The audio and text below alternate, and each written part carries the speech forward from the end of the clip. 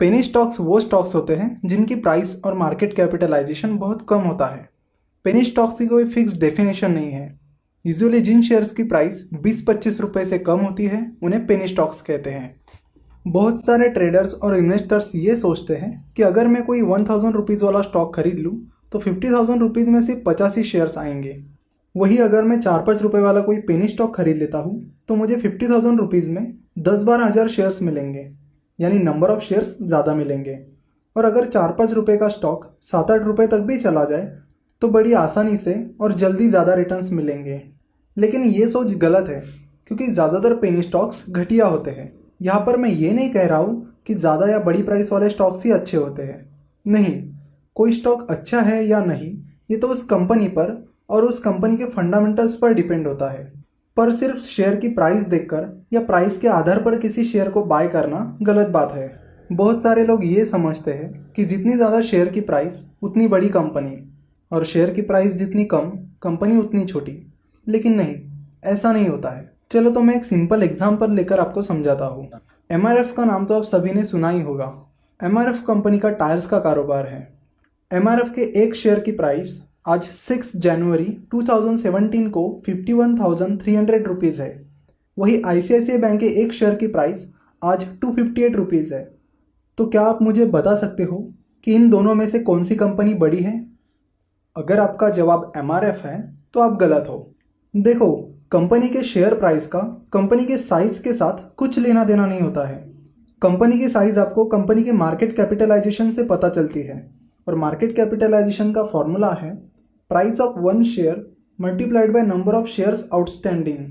MRF के एक share की प्राइस है 51,300 रुपीज़ और MRF के नंबर ऑफ शेयर्स आउटस्टैंडिंग है 42,40,000। So price of one share that is 51,300 multiplied by number of shares that is 42,40,000 is equal to 21,751.2 crore. Therefore MRF का market capitalisation है 21,751.2 crore. Now अब ICICI bank का market capitalisation निकालते हैं। ICICI bank के एक share की price है 258 रुपीज़ और ICICI बैंक के नंबर ऑफ शेयर्स आउटस्टैंडिंग है 582 crore 7,40,000. So 258 rupees multiplied by number of shares outstanding that is 582 crore 7,40,000 is equal to 1,50,175 crore. Hence market capitalization of ICICI Bank is 1,50,175 crore. So MRF के share की price ICICI bank के share से कई गुना ज़्यादा है। फिर भी ICICI bank size में MRF कंपनी से ऑलमोस्ट 7 गुना बड़ी है। इसीलिए आपको शेयर की प्राइस से ज़्यादा ध्यान कंपनी के प्रोडक्ट्स, फंडामेंटल्स और साइज पर देना चाहिए।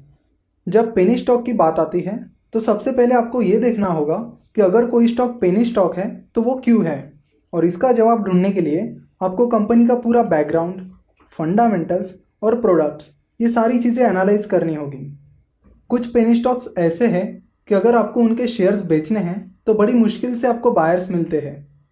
पेनी स्टॉक में ट्रेडिंग करते वक्त भी आपको हमेशा सावधानी बरतनी होगी, क्योंकि ट्रेडिंग में टाइम का बहुत महत्व है, और अगर लिक्विडिटी की वजह से आपकी टाइमिंग गलत हो गई तो आपका पूरा ट्रेड खराब हो सकता है। इसीलिए पेनी स्टॉक्स में इन्वेस्टिंग या ट्रेडिंग करते वक्त आपको शेयर्स की लिक्विडिटी पर भी ध्यान देना होगा।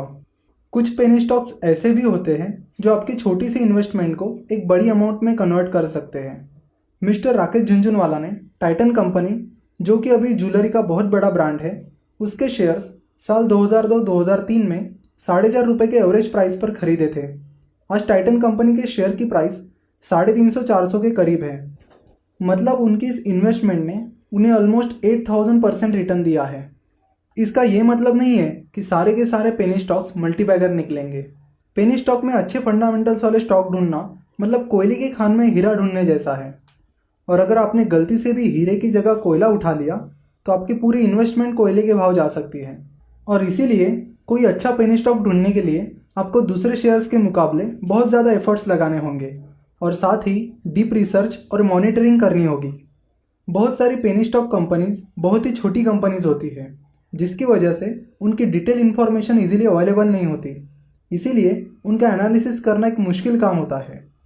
पेनी स्टॉक्स की प्राइस, मार्केट कैपिटलाइजेशन और लिक्विडिटी कम होने के कारण इन स्टॉक्स में इलीगल एक्टिविटीज़ जैसे कि पंप एंड डंप स्कीम चलने के चांसेस ज़्यादा होते हैं।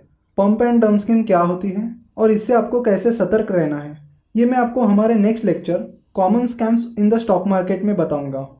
एक बात हमेशा याद रखना कि बहुत कम पेनी स्टॉक्स के पास अच्छे रिटर्न्स देने का पोटेंशियल होता है। वही ज़्यादातर पेनी स्टॉक्स तो ऐसे हैं जहां पर इन्वेस्ट करके आपकी इन्वेस्टमेंट ना के बराबर हो सकती है। इसीलिए जब तक आपको स्टॉक मार्केट का पूरा एक्सपीरियंस नहीं आ जाता तब तक आप पेनी स्टॉक से दूर ही रहो तो अच्छा है। पॉसिबल है तो हमेशा के लिए ही दूर रहो। और अगर आपको पेनी स्टॉक्स में इन्वेस्ट करना ही है तो अपनी इन्वेस्टमेंट का बहुत छोटा सा पार्ट इन्वेस्ट करो। और एक बात, उन लोगों की बातों में बिल्कुल भी मत आइए जो आपको कहते कि हर कंपनी शुरुआत में या कभी ना कभी पेनी स्टॉक होती है। नहीं, ऐसा नहीं होता है। कंपनी के शेयर की प्राइस उसके आईपीओ प्राइस बैंड और परफॉर्मेंस पर डिपेंड